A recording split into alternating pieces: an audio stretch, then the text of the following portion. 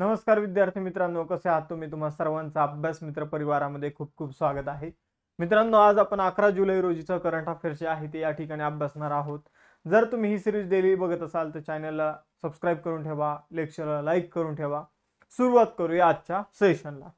बघा मित्रांनो, आजच्या सेशनचा जो पहिला क्वेश्चन आहे तो काय आहे? क्रोएशियातील जाग्रेब या ठिकाणी झालेल्या 2025च्या ग्रँड चेस टूरच्या रॅपिड सेक्शनचा किताब कोणी जिंकला आहे? तर क्रोएशियामध्ये चेसच्या वेगवेगळ्या स्पर्धा आयोजित करण्यात आलेल्या आहे.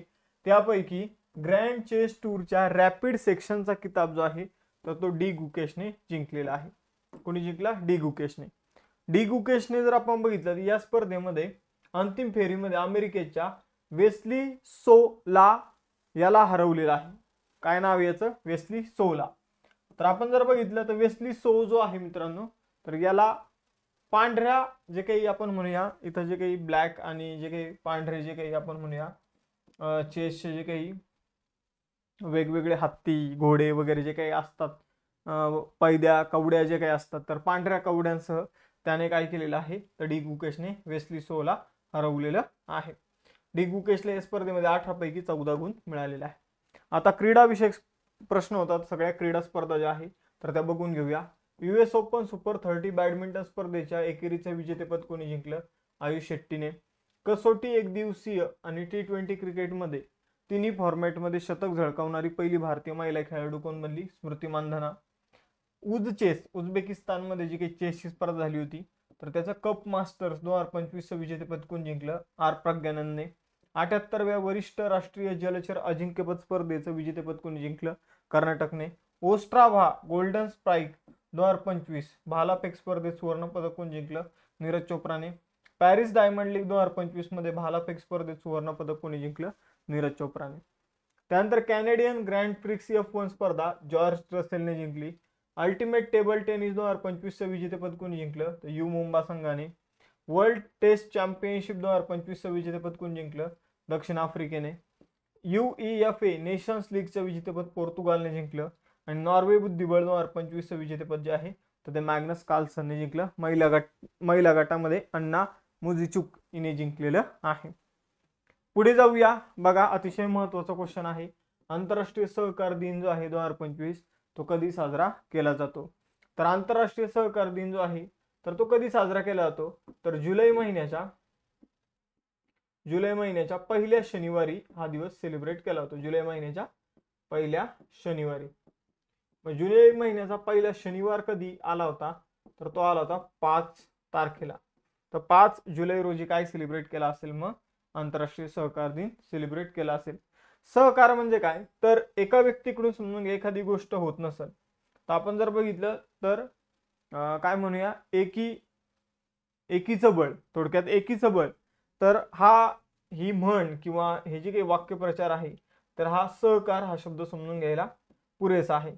समजा एखाद्याला एखादा उद्योग सुरू करायचा पण त्याकडे पैसा नाहीये आणि मग त्याचे 4-5 मित्र किंवा 3-4 जण एकत्र आले आणि त्यांनी मिळून पैसे जमवले आणि तो उद्योग सुरू केला.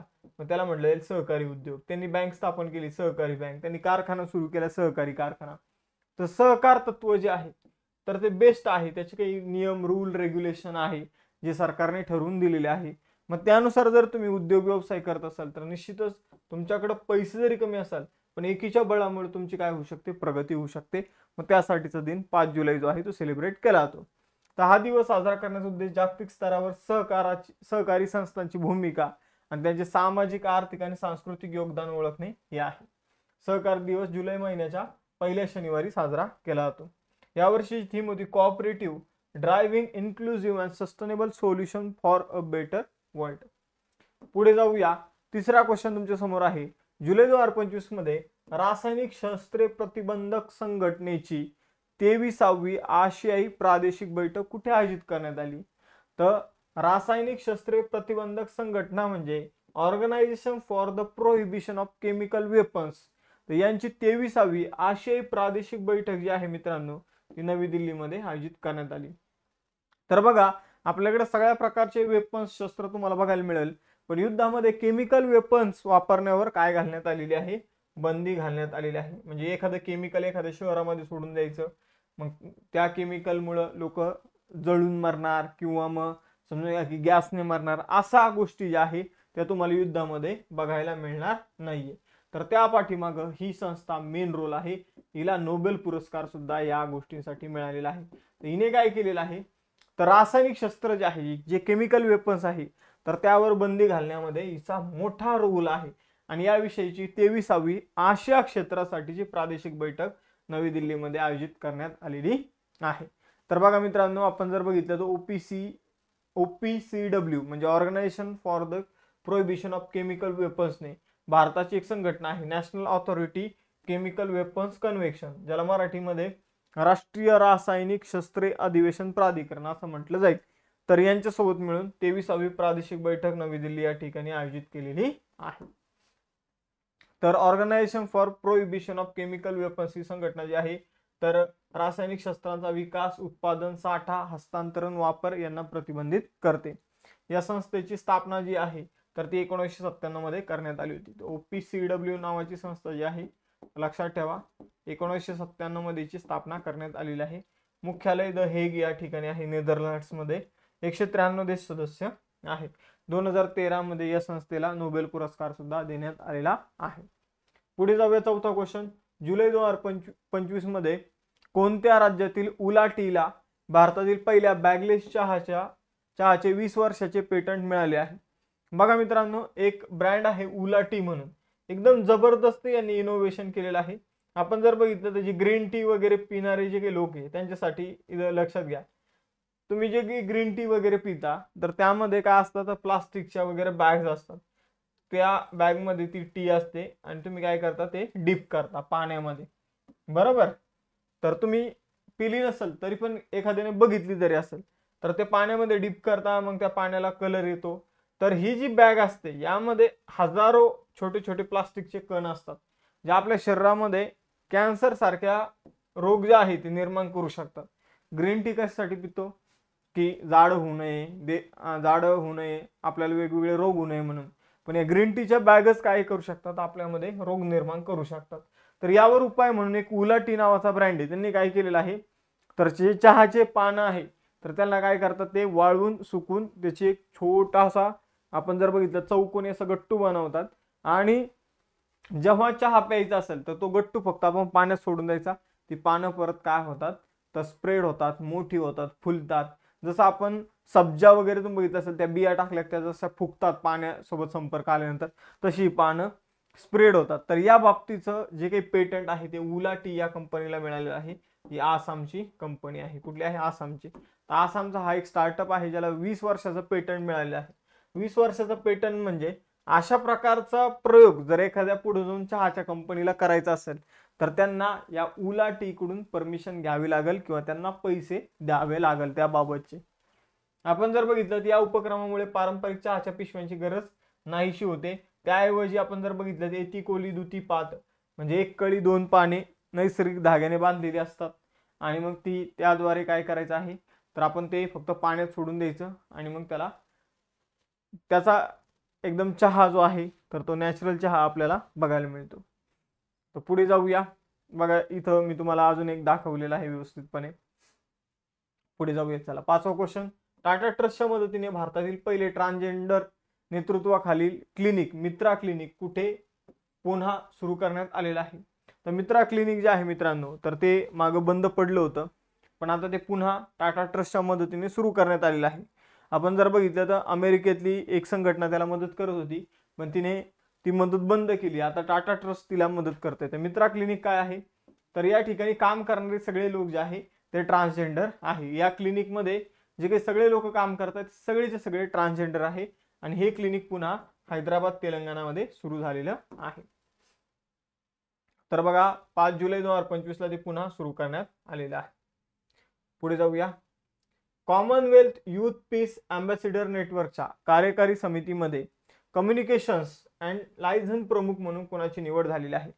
तर संपर्क आणि जनसंपर्क प्रमुख म्हणून कोणत्या संघटनेच्या? तर कॉमनवेल्थ युथ पीस अँबॅसिडर नेटवर्कच्या. आता commonwealth youth peace ambassador network ही एक संस्था आहे जे कॉमनवेल्थ देश आहे, तर या कॉमनवेल्थ देशांमध्ये शांतता राहावी यासाठी, शांतता सुनिश्चित करावी यासाठी एक संस्था ही स्थापन झालेली आहे आणि ही युवकांची संस्था आहे कॉमनवेल्थ देशांमधील. तर या संस्थेचे जनसंपर्क आणि आपण म्हणूया संपर्क अँबॅसेडर म्हणून सुकन्या सोनोवाल यांची निवड झालेली आहे. तर सुकन्या सोनोवाल आसामच्या आहे. आसाममध्ये जर बघितलं तर लखीमपूर जिल्ह्यातील त्या आहे आणि त्यांची जर बघितलं तर Commonwealth youth peace and ambassador नेटवर्कच्या कार्यकारी समितीमध्ये संपर्क आणि जनसंपर्क प्रमुख म्हणून निवड झालेली आहे. त्या 2025 ते 2027 या 2 वर्षासाठी काय असणार आहे तर या संस्थेच्या ब्रँड अँबॅसेडर असणार आहे. ही कॉमनवेल्थ देशांमधील तरुणांचे एक नेटवर्क आहे जे तरुणांना शांतता, नेतृत्व, संवाद आणि जागतिक मुद्द्यावर जागरूक आणि सक्रिय करत असतं. बघा मित्रांनो, आपण चालू घडामोडी स्पेशल एक बॅच सुरू केलेली आहे. 2024 आणि 25 या पूर्ण वर्षात चालू घडामोडी जे आहे तर ते या बॅच मध्ये कव्हर केले जाणार आहे. टॉपिक नुसार लेक्चर असणार आहे. 12 महिन्यांचा कालावधी असेल. पहिले 100 विद्यार्थ्यांसाठी फी 999 रुपये असणार आहे. तर अजून बॅच ॲपवर उपलब्ध केली नाही, तुम्ही ॲप डाउनलोड करून ठेवा. ऑफर फक्त 100 विद्यार्थ्यांसाठीच असणार आहे. तर बघा, चालू घडामोडीची स्पेशल बॅच आपण सुरू करतोय. याचं एक डेमो लेक्चर यूट्यूबवर घेतलेलं आहे, तुम्ही बघू शकता. फॉर्मॅट वगैरे कसं असणार आहे, कसं ते लेक्चर असणार आहे. त्याचबरोबर राज्यसेवा आणि कंबाईनसाठी देखील आपण फाउंडेशन बॅच सुरू केलेला आहे. राज्यसेवा फाउंडेशन बॅच सोबत तुम्हाला 5 बॅचेस राज्यसेवेचा प्री मेन्सचा सिलेबस मिळेल, इंटरव्ह्यूचा अधिकाऱ्यांच्या माध्यमातून गायडन्स पण मिळेल, पण 5 जे काही इतर बॅचेस आहेत त्या सुद्धा तुम्हाला या बॅचमध्ये प्रोव्हाइड केले जाणार आहे. ज्यामध्ये जर बघितलं तर 21,000 PYQ batch, NCERT batch, state board batch, notes pack आणि टेस्ट सिरीज यांचा समावेश असेल. कंबाईन फाउंडेशन बॅच जी आहे त्यामध्ये सुद्धा प्री मेन्स इंटरव्ह्यूचं सगळं गोष्टी तुमच्याकडून कव्हर करून घेतल्या जातील.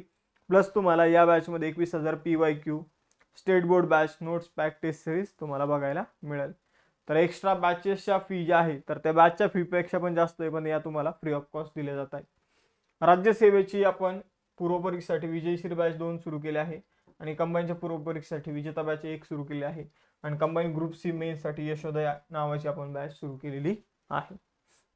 बघा मित्रांनो, 21,000 प्लस PYQ ची 70 प्लस प्रश्न टार्गेट असणारी आपण इथं बॅच सुरू केलेली आहे. ही बॅच जर केली तर 100% तुमचा स्कोर जो आहे तो बूस्ट होणार आहे. त्याचबरोबर 21,000 PYQ ची सब्जेक्ट वाईज देखील आपण बॅच सुरू केलेली आहे. या नोट्स पॅक तुम्ही सेपरेट घेऊ शकता किंवा तुम्हाला बॅच मध्ये पण मिळून जाईल. टेस्ट सिरीज तुम्ही सेपरेट घेऊ शकता, नाहीतर तुम्हाला राज्यसेवेच्या बॅचेस मध्ये टेस्ट सिरीज मिळेल. तर या सगळ्या गोष्टींसाठी तुम्हाला आपलं ऍप्लिकेशन डाउनलोड करायचं आहे. ऍप्लिकेशन डाउनलोड केल्यानंतर तुम्हाला बॅचेस इथं बघायला मिळतील किंवा इथे कॅटेगरीज बघायला मिळतील. कॅटेगरीमधून कोणते म्हणजे एक्झामची तयारी करताय ती निवडा आणि मग त्यानुसार बॅच सिलेक्ट करा आणि बॅच सिलेक्ट केल्यानंतर डायरेक्ट पे नका करू. बॅचवर क्लिक करून रीड मोर नावाच्या ऑप्शनवर क्लिक करा. खाली थोडं या आणि तिथं have a coupon code apply here नावाचा ऑप्शन दिसेल, त्यावर क्लिक करा. तिथं CJ live coupon code use करा फी मध्ये आणि अप्लाय करा. फी मध्ये डिस्काउंट झालेलं तुम्हाला बघायला मिळेल. पुढे जाऊया. बघा 7वा प्रश्न, भारतीय नौदलात पहिली महिला लढाऊ वैमानिक होण्याचा मान कोणाला मिळाला आहे? तर भारतीय नौदलामध्ये पहिली महिला वैमानिक जी आहे, पहिली महिला लढाऊ वैमानिक होण्याचा मान जो आहे तो आस्था पुनियाला मिळालेला आहे. तर आस्था पुनिया जी आहे ती भारतीय नौदलातील इंडियन नेव्ही मध्ये जे काही विमान असतात तर त्यामध्ये पहिली महिला फायटर जी आहे तर ती बनलेली आहे. तर नौदलाची पहिली महिला फायटर आस्था पुनिया बनली आहे, लक्षात ठेवा.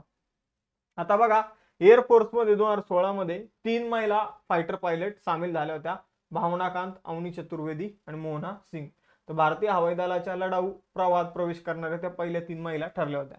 आता भावना कांत यांच्याविषयी मी वैशिष्ट्य माहिती सांगतो, वैशिष्ट्यपूर्ण.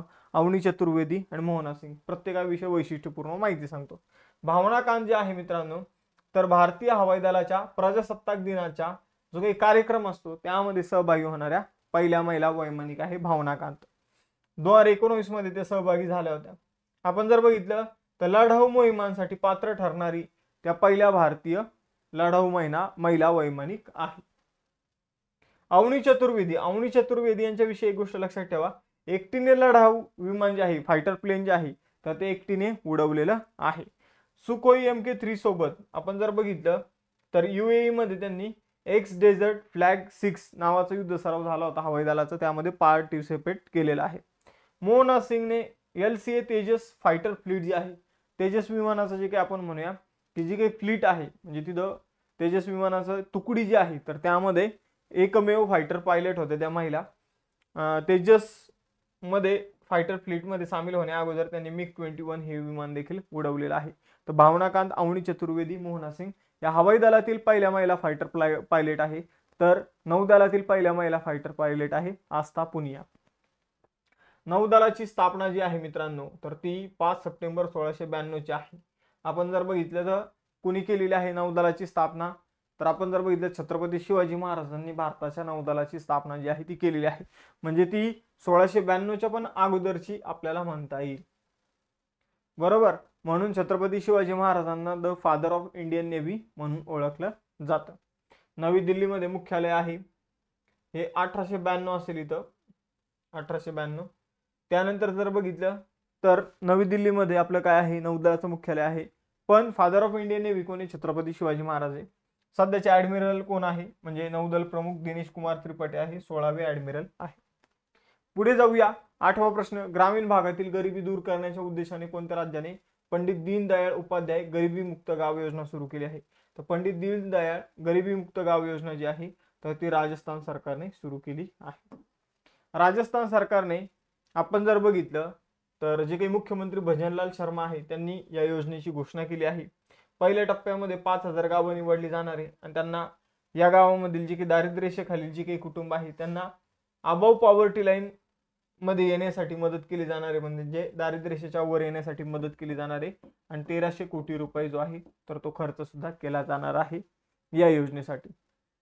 9वा प्रश्न आहे, नॅशनल स्टॉक एक्सचेंजने जारी केलेल्या ताज्या आकडेवारीनुसार कोणते राज्य 1 कोटी नोंदणीकृत शेअर बाजार गुंतवणूकदारांचा आकडा ओलांडणारे तिसरे राज्य बनले आहे?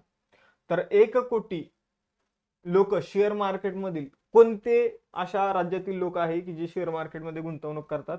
तर ते गुजरात राज्य आहे. बघा, सर्वप्रथम महाराष्ट्र राज्य बनलं होतं. महाराष्ट्र राज्यातील 1 कोटी लोकांनी शेअर मार्केटमध्ये गुंतवणूक केली होती.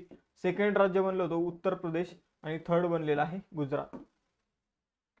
बघा, तर 1 कोटीचा टप्पा ओलांडणारं गुजरात हे तिसरं राज्य आहे. महाराष्ट्र, उत्तर प्रदेश, गुजरात हे अनुक्रमे 3 राज्य आपल्याला बघायला मिळतात. 3 राज्याचा एकूण शेअर मार्केटमध्ये गुंतवणुकीचा हिस्सा 36% आहे. भारतातील पहिले घोडे रोगमुक्त कंपार्टमेंट कुठे स्थापन करण्यात आले आहे? तर बघा मित्रांनो, मेरठ उत्तर प्रदेशमध्ये भारतातील पहिले घोडे रोगमुक्त कंपार्टमेंट जे आहे तर ते स्थापन करण्यात आलेलं आहे. तर बघा, WOAH म्हणजे world organisation of animal health या संस्थेच्या माध्यमातून भारताला देशातील पहिले घोडे रोगमुक्त कंपार्टमेंट म्हणून अधिकृतपणे मान्यता मिळालेली आहे. तर ही सुविधा उत्तर प्रदेशमधील मेरठ कॅन्टोन्मेंट या ठिकाणी remount veterinary corps centre and college येथे स्थापित करण्यात आलेली आहे. ही सुविधा भारतीय क्रीडा घोड्यांची आंतरराष्ट्रीय हालचाल आणि स्पर्धा सक्षम करते. तर एवढं लक्षात ठेवलं तरी चालेल. पुढे जाऊया. महत्त्वाचा प्रश्न आहे, त्रिनिदाद आणि टोबॅगोचा सर्वोच्च नागरी सन्मान order of the Republic of Trinidad and Tobago कोणाला प्रदान करण्यात आलेला आहे? तर नरेंद्र मोदी यांना त्रिनिदाद आणि टोबॅगो या देशाचा सर्वोच्च जो काही सन्मान आहे order of the Republic of Trinidad and Tobago इथं देण्यात आलेला आहे. तर 4 जुलै 2025 रोजी पंतप्रधान नरेंद्र मोदी यांनी 2 दिवसाचा जो काही दौरा त्रिनिदाद आणि टोबॅगोचा केला आणि त्यावेळी त्यांना या पुरस्कारानं सन्मानित करण्यात आलेला आहे. तर मोदीजींना 2025 मध्ये जे काही पुरस्कार मिळालेले आहे किंवा वेगवेगळ्या देशांच्या माध्यमातून ते बघा.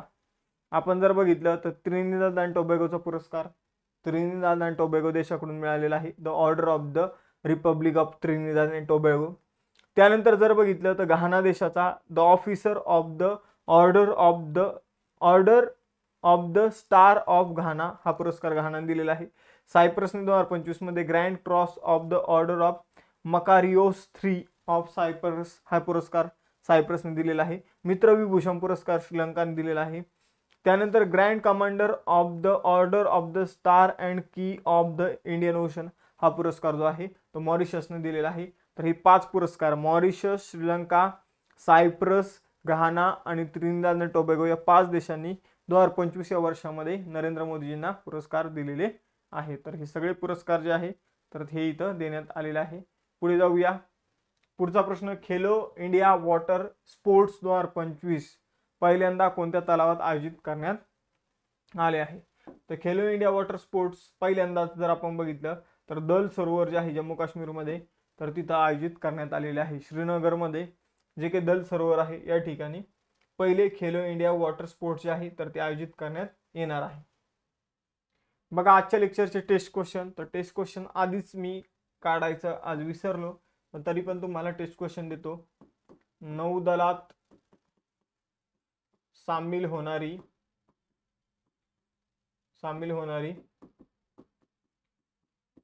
पहिली महिला वैमानिक कोण आहे? पहिली महिला वैमानिक कोण आहे हे तुम्हाला सांगायचंय. त्यानंतर दुसरा क्वेश्चन तुमच्यासाठी हा आहे. दुसरा क्वेश्चन हा आहे की खेलो इंडियाचा कोणता प्रकार जो आहे तर तो 2025 मध्ये पहिल्यांदाच होतोय. Khelo India games, Khelo India university games, Khelo India winter games, Khelo India water games, Khelo India beach games, तर हे तुम्ही मला सांगायचं आहे. हे झाले 2 क्वेश्चन. अजून एखादा क्वेश्चन जो आहे तर तो मी तुम्हाला ऑन दी स्पॉट सांगतो इथं.